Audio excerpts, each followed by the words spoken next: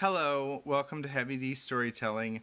I'm David, and I'm going to tell a story. But first, I'm going to read the Bible, and then I'm going to try to remember what happened yesterday, and Kimberly's going to probably correct me, like she always does, and then we'll get to the story. Chapter 30 of the Pilgrim's Progress. Don't worry, we're only 10 chapters now from the end. So let's get started with... After I silence my notifications, let's get started with Exodus chapter 31. This is from the English Standard Version. Let me begin. The Lord said to Moses, "See, I have called by name Bezalel, the son of Uri, son of Hur of the tribe of Judah, and I have filled him with the Spirit of God, with ability and intelligence, with knowledge and all craftsmanship, to devise artistic designs, to work in gold, silver, and bronze, in cutting stones for setting, and in carving wood, to work in every craft. And behold, I have appointed with him Aholiab, the son of Ahisamach, of the tribe of Dan, and I have given to all able men ability, that they may make all that I have commanded you, the tent of meeting, and the ark of the testimony, and the mercy seat that is on it, and all the furnishings of the tent, the table and its utensils, and the pure lampstand with all its utensils, and the altar of incense, and the altar of burnt offering with all its utensils, and the basin and its stand, and the finely worked garments, and the holy garments for Aaron the priest, and the garments for his sons for their service as priests, and the anointing oil, and the fragrant incense for the holy place. According to all that I have commanded you, they shall do." And the Lord said to Moses, "You are to speak to the people of Israel, and say, Above all, you shall keep my Sabbaths. For this is a sign between me and you throughout your generations, that you may know that I, the Lord, sanctify you. You shall keep the Sabbath, because it is holy for you. Everyone who profanes it shall be put to death. Whoever does any work on it, that soul shall be cut off from among his people. 6 days shall work be done, but the seventh day is a Sabbath of solemn rest, holy to the Lord. Whoever does any work on the Sabbath day shall be put to death. Therefore the people of Israel shall keep the Sabbath, observing the Sabbath throughout their generations, as a covenant forever. It is a sign forever between me and the people of Israel, that in 6 days the Lord made heaven and earth, and on the seventh day he rested and was refreshed.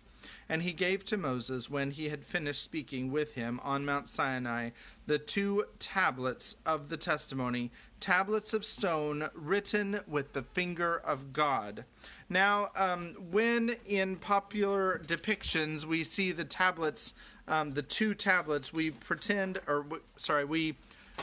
make in our customary vision, there's 5 commandments on this side and 5 commandments on this side. But as we read in the last basically 10 chapters, there are a whole lot more than 10 commandments that God issued to Moses from Mount Sinai. And I don't remember the exact number, but the Jews actually, even today, still hold to that exact number. It's like 313 or something like that. I know that since now that I said a number and it's probably wrong, and you can go ahead and put in the comments what the actual number is, because I'm sure there's a lot smarter people than I. All right, so, but if you look at any ancient texts that are written on tablets, like in the Babylonian culture, for example, because they wrote on stone a lot, whereas the Egyptian culture mostly wrote on paper. And they wrote on stone also because on the walls of their buildings and stuff. But it's usually just jam full of like little tiny microscopic words. So that's kind of what I envisioned that it looked like, not just neatly like on manuscript paper, printed, thou shalt not have any gods before me, written in big, giant, bold letters for everyone to read like that. I think that it was minuscule and had the entire, basically what we just read for the last week and a half. All right, so we just read chapter 29 of Pilgrim's Progress, and in chapter 29, they met this really super nice giant named Hagrid, and Hagrid was just super nice, and they really enjoyed his company, and they went to his hut a lot, and actually, I think they met some new friends, too, while they were there. Here's Kimberly to set the record straight. And I'm guessing he said, "You're a wizard, Christian." No, I don't think I think that's the wrong story. Sorry, Daddy's very silly. This giant was less friendly than, His name was Giant Despair, by the way. Yeah. So he sounds pretty sad. So what happened was, he found out they were walking on the path going to Mount Zion and everything, and they're like, "Oh my gosh, this path is so hard. Let's find an easier way going in the same direction." So they find an easier path. It's going in the same direction and everything, and guess what? They get lost. And when they're trying to find their way back to the path, they end up on this giant's property, and he decides, "Hey, they're sleeping on my land. They must be intruding. I'll lock them up in my dungeon, which I conveniently have." So he locks them up in his dungeon, and I think his wife said, "Why don't you go beat him up?" So he beat him up, and then he said, "You know what?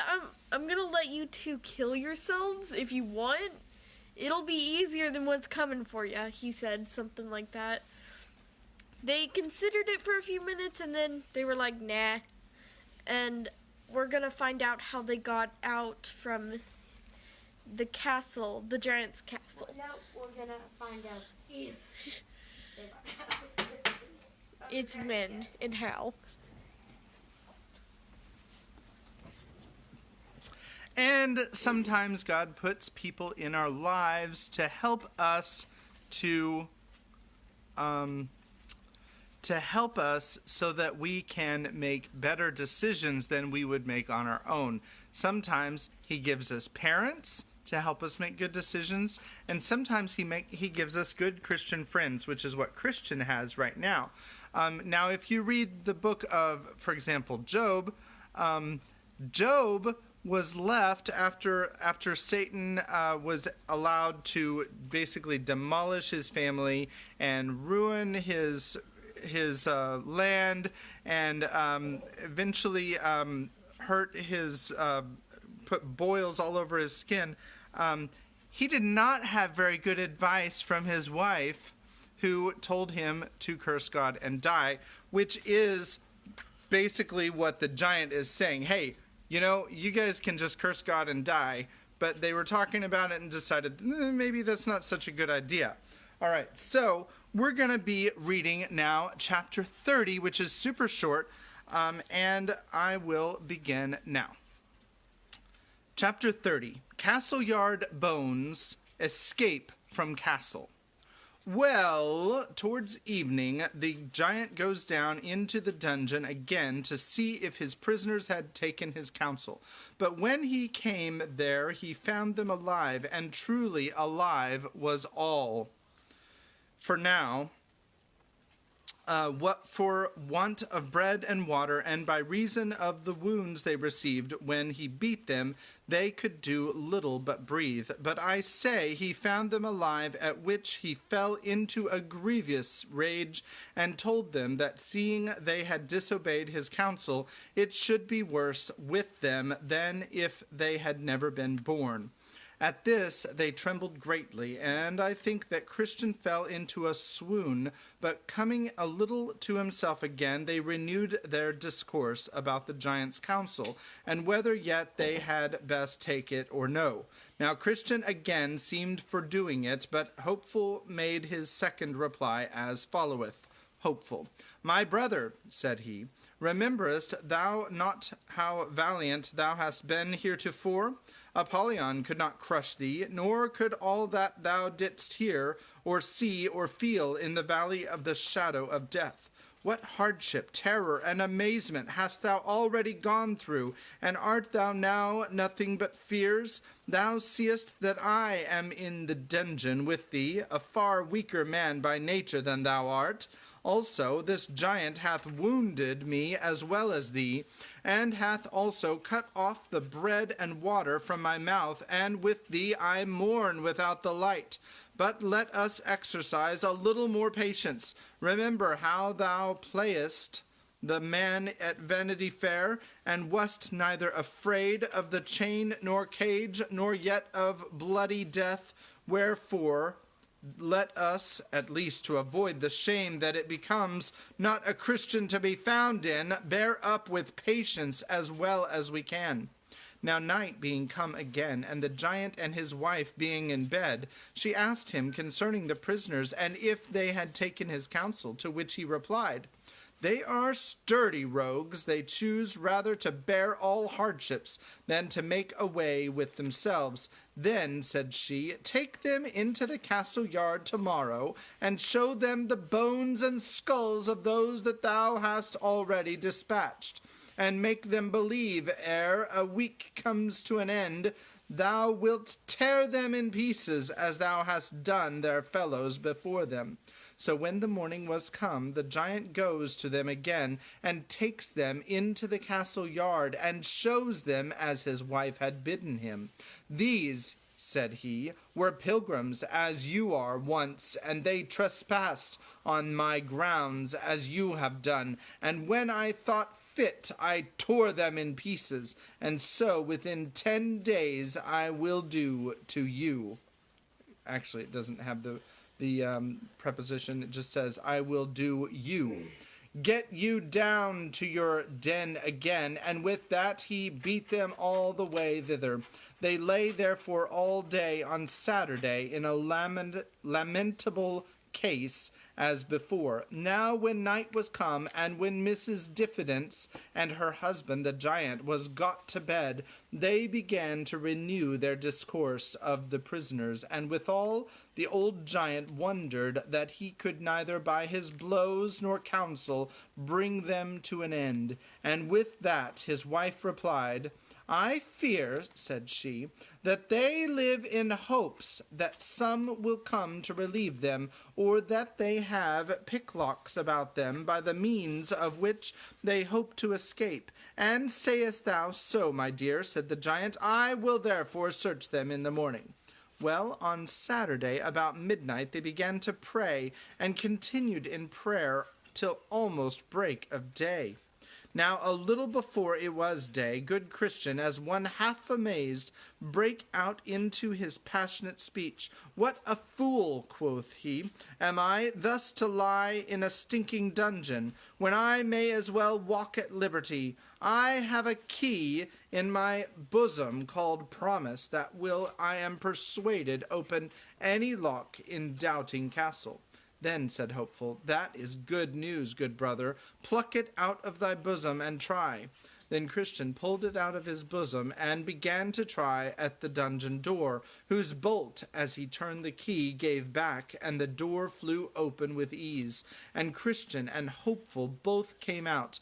Then he went to the outward door that leads into the castle yard, and with his key opened that door also. After he went to the iron gate, for that must be opened too, but that lock went desperately hard, yet the key did open it.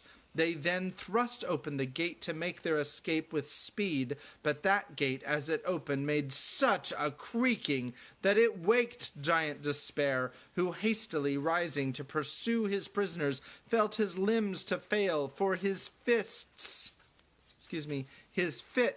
took him again, so that he could by no means go after them. Then they went on, and came to the king's highway, and so were safe, because they were out of his jurisdiction. Now when they were gone over the stile, they began to contrive with themselves what they should do at that stile to prevent those that shall come after from falling into the hands of Giant Despair. So they consented to erect there a pillar, and to engrave upon the side thereof this sentence: Over this stile is the way to Doubting Castle, which is kept by Giant Despair, who despiseth the king of the celestial country, and seeks to destroy his holy pilgrims. Many, therefore, that followed after read what was written, and escaped the danger. This done, they sang as follows: Out of the way we went, and then we found what 'twas to tread upon forbidden ground, and let them that come after have a care, lest heedlessness makes them as we to fare, lest they for trespassing his prisoners are, whose castles doubting, and whose names despair. And that is, like I said, very short, the end of chapter 30. Let me read the comments. When were the commandments put into Moses' hands the second time? We'll get to that in the next week or so. And sometimes he gives us consequences to teach us when we haven't learned from wise counselors. Yes, that is absolutely true. And then we've got heart that is like a package, like somebody's gifting their heart, and some praise hands, and another heart, and a key, and a heart. So there we go. That's all the comments that we have today so far, and I hope that everyone is enjoying the story, Pilgrim's Progress by John Bunyan, not Paul, John, and we will, like I said, 9 chapters left to go in this book, and then we are off to somewhere else, and I will let you know when that is, when the day comes. In the meantime, I hope that you're enjoying Heavy D storytelling, and we'll see you later. Sayonara. JJ says sayonara. Goodbye.